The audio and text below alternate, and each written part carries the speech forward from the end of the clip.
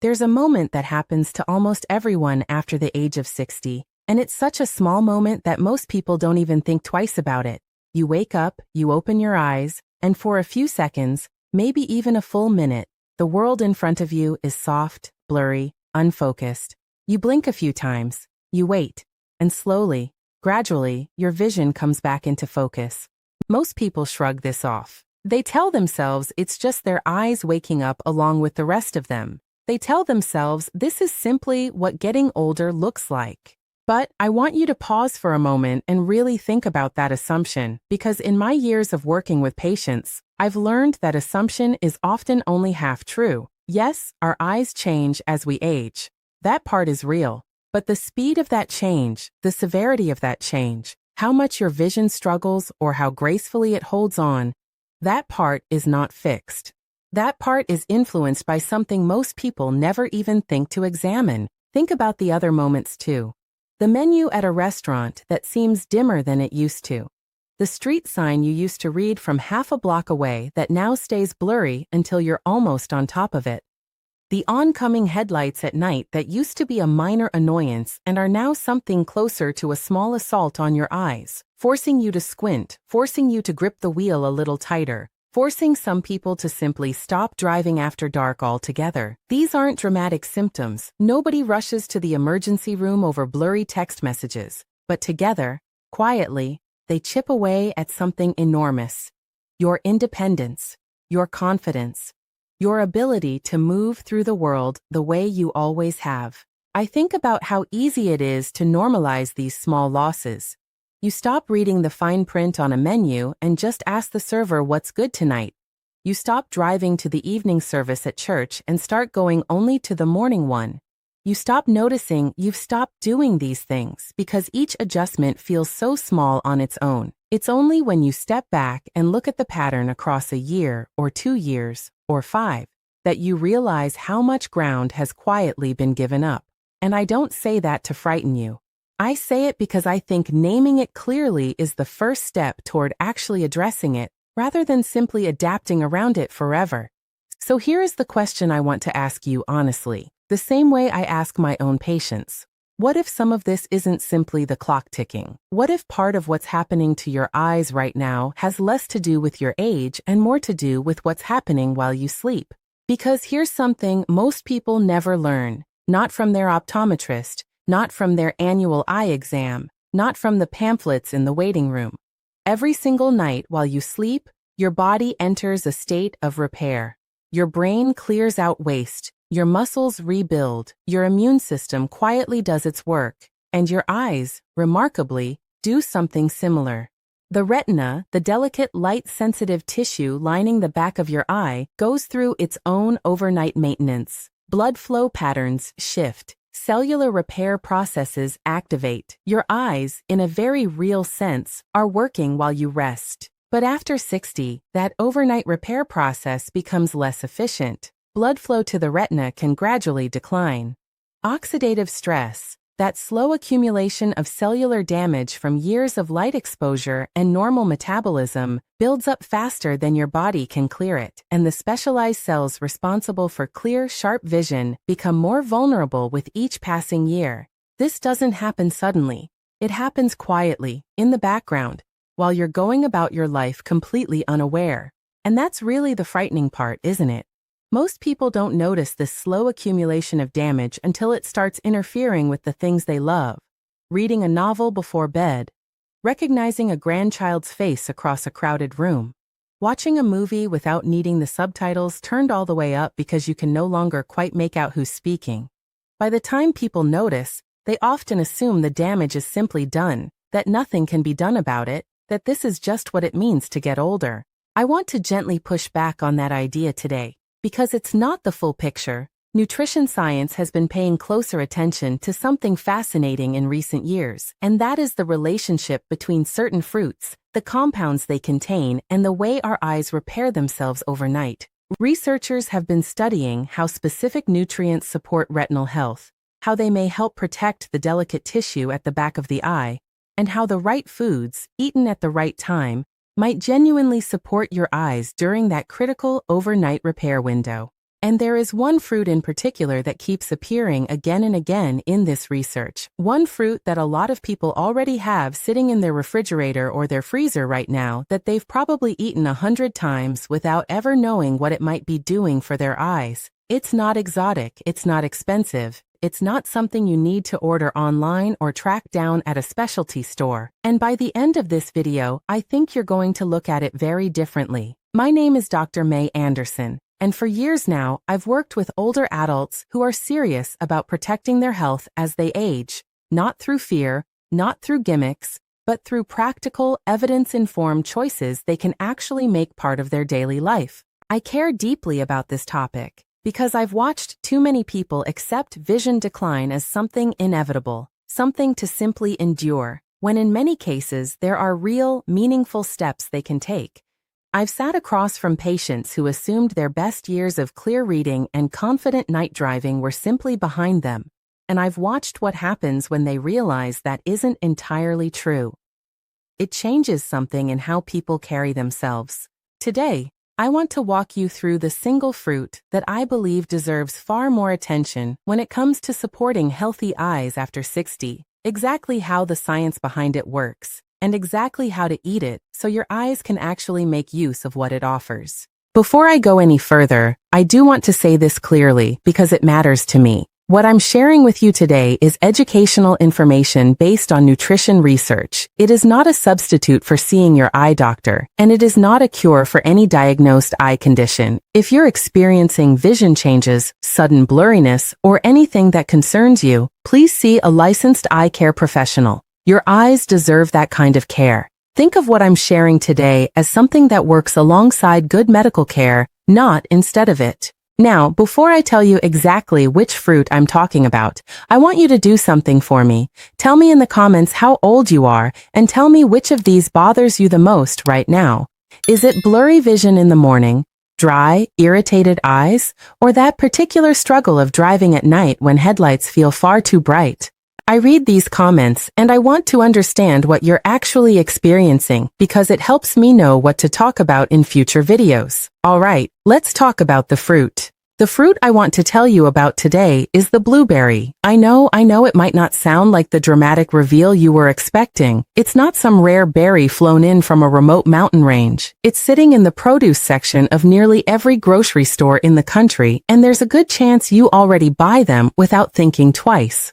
But I want you to set aside the ordinariness of it for a moment, because what researchers have found about blueberries and eye health is genuinely remarkable, and I don't think it gets nearly the attention it deserves. Let's start with the actual problem blueberries appear to help address, because I think understanding the mechanism is what makes this information stick, rather than just being another fact you forget by tomorrow. Every single day, your retina is exposed to light, thousands of hours over the course of a lifetime, and every photon of light that hits your retina creates a tiny amount of oxidative stress, a kind of cellular wear and tear. When you're young, your body clears this damage efficiently. Your natural antioxidant defenses keep pace. But as we age, that balance shifts. The damage starts to accumulate faster than your body can repair it. Over years and decades, this oxidative stress contributes to the breakdown of the delicate photoreceptor cells in your retina, the very cells responsible for your ability to see fine detail, to read small text, to recognize a face from across the room, to see clearly in low light. I want you to picture your retina almost like a page that's been left out in the sun for years. At first, you don't notice anything. The page still looks fine from a distance, but slowly, imperceptibly, it begins to fade around the edges. That's a rough approximation of what oxidative stress does to retinal tissue over decades of light exposure. It's not a single dramatic event. It's a slow fading that most people never notice until the picture has already changed. This is where blueberries come in, and specifically, where a group of compounds called anthocyanins come in. Anthocyanins are the pigments responsible for that deep blue-purple color you see when you look at a handful of blueberries. They're powerful antioxidants, and research has shown they're able to help neutralize the kind of oxidative stress that builds up in the eye over time. Think of them as reinforcements, arriving nightly to help your body manage a workload it's increasingly struggling to keep up with on its own. But there's something else that makes blueberries particularly interesting, something that goes beyond simple antioxidant activity. Blueberries also contain a compound called pterostilbene, which is chemically related to resveratrol, the compound people often talk about in the context of red wine and heart health. Pterostilbene has drawn attention from researchers because of how well it's absorbed and used by the body compared to many other plant compounds. Some of the nutrients we consume never actually reach the tissues that need them most. They get broken down or poorly absorbed along the way. Pterostilbene appears to be more bioavailable, meaning more of it actually makes it to where your body can use it, which matters enormously when we're talking about something as delicate and specific as retinal tissue.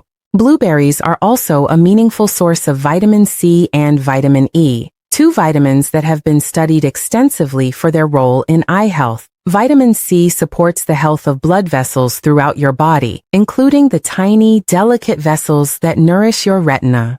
Vitamin E works as an antioxidant that helps protect cell membranes from the kind of oxidative damage we've been talking about. And research has consistently linked adequate intake of these vitamins with a lower risk of certain age-related eye conditions, including cataracts and macular degeneration. I want to be careful here and say this plainly. Eating blueberries will not reverse an existing cataract, and no fruit can undo macular degeneration that has already progressed.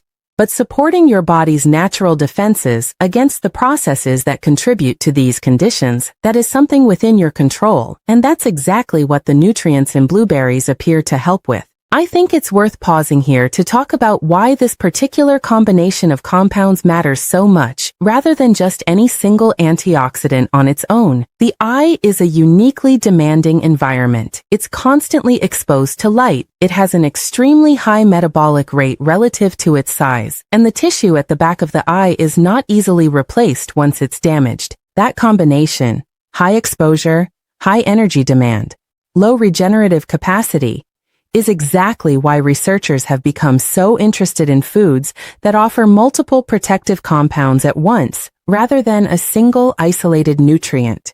Blueberries happen to offer several of these protective compounds together, working through slightly different mechanisms, which may be part of why they've drawn so much attention in the research on aging and vision. Now let's talk about why nighttime matters so much here, because this is the piece that I think most people miss entirely. Your eyes do a significant portion of their repair and maintenance work while you sleep. During deep sleep, blood flow patterns shift, cellular repair processes ramp up, and your retina essentially gets a window of time to recover from the accumulated stress of the day. If you give your body the raw materials it needs, the antioxidants, the vitamins, the specific compounds found in blueberries, shortly before this overnight repair window begins, you may be giving your eyes a better chance to actually put those nutrients to use exactly when they're needed most. This is why timing matters so much, and it's something I want you to pay close attention to, because eating the right food at the wrong time can significantly reduce how much benefit your body actually gets from it. Eat these nutrients too early in the day, and by the time your body enters its deepest repair phase at night, much of what you consumed has already been metabolized and cleared. Eat them too close to when you're actually falling asleep, and your body is busy digesting rather than settling into the kind of deep restorative sleep where this repair work happens most effectively. There's a window in between, and that window is exactly what I want to walk you through. Here's how I recommend using blueberries if you want to support your eye health this way. About 1/3 to 1/2 of a cup, eaten roughly 45 minutes to an hour before you go to bed. And I want to specifically recommend wild blueberries when you can find them, or the small dark blueberries typically sold frozen, rather than the larger, glossier cultivated varieties you often see in the fresh produce aisle. Research has found that these smaller, darker berries tend to carry a noticeably higher concentration of anthocyanins compared to the bigger commercial varieties bred primarily for size and shelf appeal. And here's some genuinely good news. Freezing does not meaningfully reduce their nutrient content. In fact, some research suggests the freezing process may help break down cell walls slightly, which can actually make some of these compounds a bit easier for your body to absorb. So don't feel like you need fresh blueberries flown in from somewhere exotic. A bag of frozen wild blueberries from your regular grocery store works beautifully, and honestly, it's often more affordable too. There is one important detail I want to share with you, something that trips a lot of people up without them ever realizing it. Try not to eat your blueberries alongside a large amount of dairy. I know a lot of people love blueberries with yogurt or a splash of milk, and there's nothing wrong with that as a snack in general. But some research suggests that certain proteins found in dairy can bind to anthocyanins in a way that may reduce how efficiently your body absorbs them. So if your goal specifically is supporting your eyes during that overnight repair window, I'd recommend eating your blueberries on their own, or perhaps with a small amount of a healthy fat instead, which we'll talk about in a moment. I want to pause here and tell you about someone I worked with because I think it illustrates why this matters so much beyond just the science. There was a woman I worked with named Carol. She was 71 years old, sharp as anyone I've ever met, fiercely independent. The kind of woman who still did her own grocery shopping, still drove herself to visit her grandchildren an hour away, still read 2 or 3 books a month. But over the course of about a year, she started noticing her night driving becoming harder. The headlights of oncoming cars felt almost painfully bright. She started avoiding evening drives, then avoiding driving after dark altogether. And slowly, without really meaning to, she started saying no to things. Dinners with friends that ran late, evening visits with her grandchildren. Not because she didn't want to go, but because the drive home in the dark had become something she dreaded. When she told me about this, what struck me wasn't just the vision change itself. It was what it was quietly taking from her, her independence, her spontaneity, her ability to simply say yes to the people she loved without calculating whether she'd be driving home after sunset.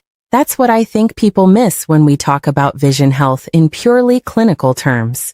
This isn't just about eye charts and diagnoses. It's about whether you can still do the things that make your life feel like your own. I remember she said something to me that has genuinely stayed with me since. She said, "I don't feel old most of the time. I feel old specifically at night, behind the wheel." That distinction mattered to me. It wasn't her whole life that had changed. It was one specific, narrow window of her day that had quietly become a source of dread, and it was slowly expanding to swallow more of her evenings than she wanted it to. I don't want to overstate her story or pretend that one fruit transformed her life overnight, because that wouldn't be honest, and honesty matters to me far more than a dramatic ending. What I can tell you is that supporting the body's natural defenses against oxidative stress and inflammation through nutrition, through sleep, through the daily habits we're discussing today, is part of a broader approach that many of my patients have found meaningful over time. It's not a quick fix. It's not a miracle. It's a series of small, consistent choices that add up to something real. Now, I promised you 5 practical rules because even the healthiest food in the world won't help you much if you're not using it correctly. These are the details that make the real difference, and I want to walk through each one carefully. The first rule is about timing. Eat your blueberries, or really any of the nutrient-rich foods you're using to support your eye health, about 45 minutes to 90 minutes before bed, and ideally as a standalone snack rather than dessert after a large meal. When you eat a big dinner and then add fruit on top of it, your digestive system is already working hard, and that can slow down how efficiently your body processes and absorbs the nutrients in that fruit. Give your blueberries their own moment, separate from your evening meal, so your body can focus on actually using what you're giving it. The second rule is about fat. This is one of the most overlooked details in nutrition advice, and it genuinely matters here. Several of the beneficial compounds we've talked about today are more effectively absorbed when there's a small amount of healthy fat present. This doesn't mean you need to drown your blueberries in anything. It simply means pairing them with something like a small handful of walnuts, a few almonds, or even a teaspoon of ground flaxseed. This small addition can meaningfully improve how much of these nutrients your body is actually able to use rather than simply passing through. The third rule is about protecting your sleep itself. And I want to be very direct about this one because I think it might be more important than the fruit itself.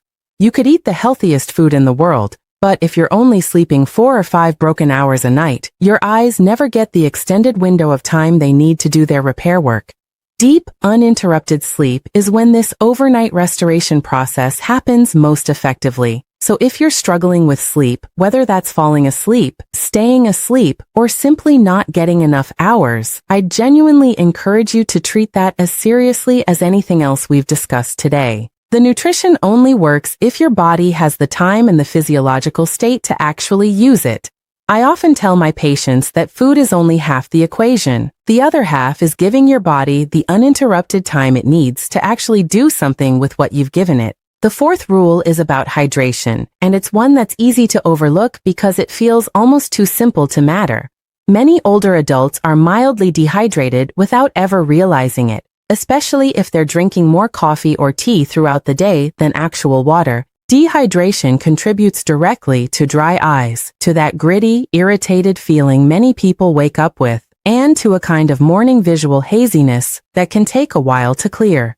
Staying consistently hydrated throughout the day, not just in the evening, supports the tear film that keeps your eyes comfortable and helps maintain healthy circulation throughout your body, including to your retina.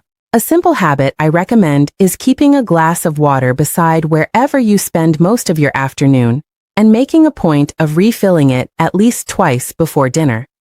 It sounds almost too basic to mention, but I've seen it make a genuine difference for patients who didn't realize how little water they were actually drinking.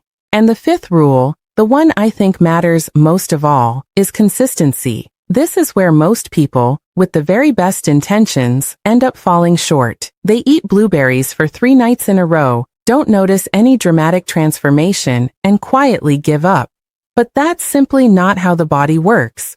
Healthy vision isn't something you build in a week, and it isn't something a single fruit accomplishes in isolation. It's built through hundreds and thousands of small decisions, repeated night after night, month after month. The food you choose, the sleep you protect, the water you drink. These aren't quick fixes.